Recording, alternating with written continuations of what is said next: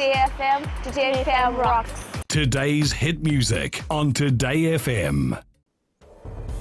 In this bulletin, 3 new COVID-19 cases. RABUKA defense interview process.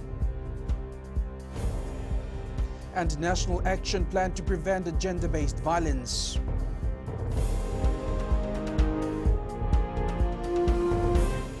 Fiji has recorded 3 new border quarantine cases of COVID-19.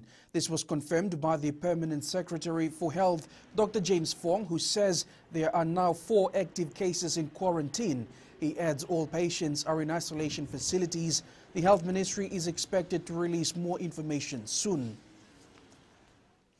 Social Democratic Liberal Party leader Sidiveni Rabuka has defended the interview process for the positions of SODELPA leader and deputy leader, saying various attempts to derail the process are unnecessary. Rabuka, who was interviewed by an independent panel on Monday, says he is very impressed with the Pacific People's Recruitment Agency, which has been hired to facilitate all interviews. However, in what is sure to be a worrying sign for other candidates and party executives, the SODELPA leader has indicated that there are attempts to derail the entire process to try and help him retain his position. Although he has supported the current process, Rabuka has not commented on the letter of grievance signed by 14 members of the management board and submitted to party president Ratu Epenisa Takumbau. Fiji will soon become only the second nation in the world to have a national action plan to prevent violence against women and girls. Prime Minister Vorengi Bainimarama has launched national consultations on the plan, promising it will be an evidence-based approach to ending gender-based violence. The Prime Minister says eliminating violence against women and girls won't be easy and requires everyone's participation. We know it is far too prevalent in Fiji, and it is unfortunately becoming embedded in our culture. But we are not constrained by history, and we can and we must purge the ugliness we retain from our past. Former senior diplomat Solo Mara's no case to answer ruling has been deferred to next month. Mara is charged with 1 count each of disobedience of lawful order and giving false or misleading information. It is alleged on the 23rd and 24th of January this year, Mara gave false information to FIJI officers. Defense had filed a no case to answer application on October 28th, and FIJI was to respond in 14 days, but only filed the same on the 20th of this month. The Chief Magistrate received the submission yesterday and has given the defense 7 days to file their reply. The matter will be called on December 11th.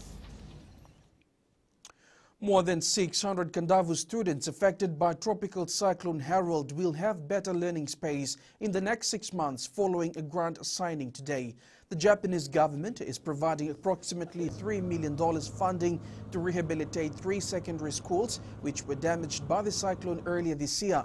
The schools are Vunisia Secondary School, Richmond Methodist School and Kandavu Provincial Secondary School. The project will include the reconstruction classroom blocks, dormitory and ablution blocks.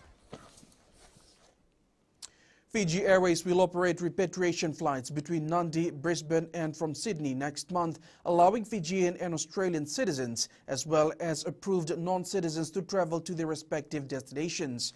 The airline confirms the first return flight from Nadi to Brisbane is on the 3rd of December, while the Nadi to Sydney return flight is 2 days later. Fiji Airways says its international flights operate under a travel-ready program designed for air travel in a COVID-19 world. It adds that Australia and Fiji have strict entry and quarantine requirements, and travelers have been requested to understand and comply with these. And in world news, millions of Americans are traveling across the country for Thanksgiving despite health warnings to stay at home.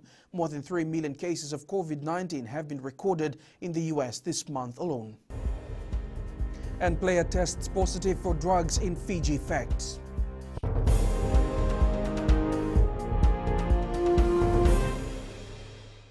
Bula FM number 2 NSR. Bula FM number 2 NSR.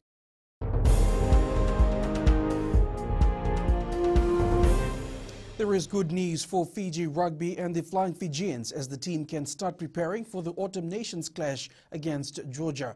The team has completed their pandemic isolation period and will resume training from tomorrow. Fiji Rugby Union High Performance Unit Manager Simon Raiwalui says this is a relief for all players and officials. We've had setbacks from the beginning of the tournament during our preparation, but as of tomorrow, our players come out of isolation and they will start preparing for the Georgia match. So that is good news for the group, because they've, like I said, it's been frustrating for all being in isolation.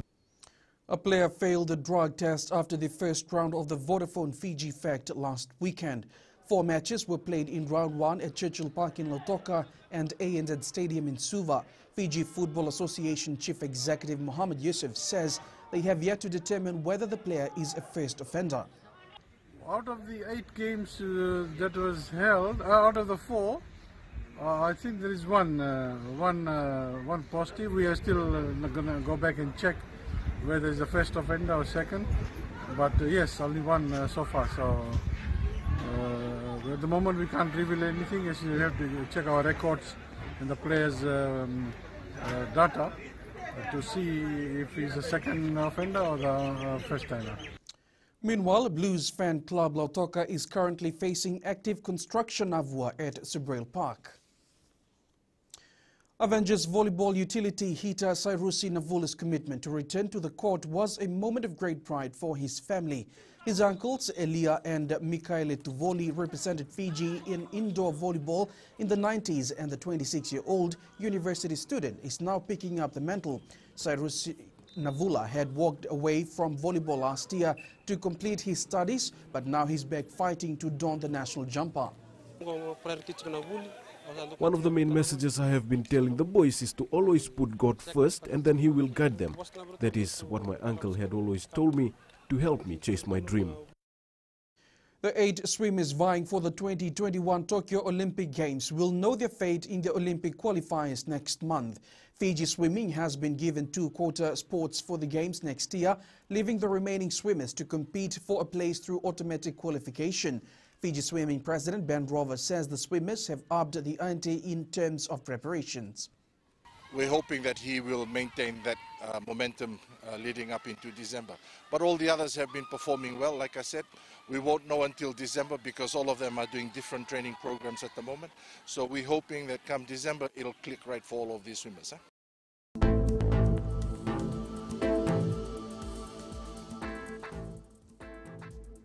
Expect cloudiness and scattered showers in the east and the rest of today. The outlook across Fiji for tomorrow is much the same. And that's FBC News now. Join us again at 7 p.m. for our major bulletin. And remember, you need news you can trust. Get the facts from FBC's TV, radio and digital news at fbcnews.com.fj, keeping Fijians connected with the truth. Good afternoon.